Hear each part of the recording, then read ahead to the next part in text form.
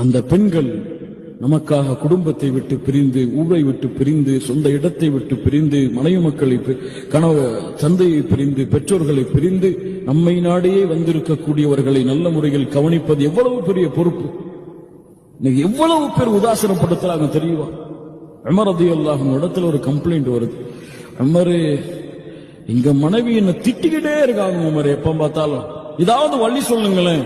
Umar அவர்கள் சொன்னார்கள், நாளை வா, ஏதாவது தீர்வு இருக்கலாம். உமர் ரலியல்லாஹு அன்ஹு வீட்டு வாசலுக்கு போனாங்க. அங்க ஏதோ சத்தம் கேட்டுட்டு இருக்கிற, உள்ள வெளியே வர்றாங்க உமர் ரலியல்லாஹு அன்ஹு. உமர் அவர்களே, உங்களுக்குமா? எல்லாருக்கும் அப்படித்தான். அந்த பெண்கள் நம்மிடத்திலே அமானிதமாக கொடுக்கப்பட்டவர்கள், நமக்காக வந்தவர்களுக்கு இதை கூட நாம் பொறுமையை கூட செய்யவில்லை என்றால், உங்கள் மனைவிக்கு நீங்கள் நன்றி செலுத்த வேண்டிய கடமை இருக்கிறது. உங்கள் கணவனுக்கு நீங்கள் நன்றி செலுத்த வேண்டிய கடமை இருக்கிறது.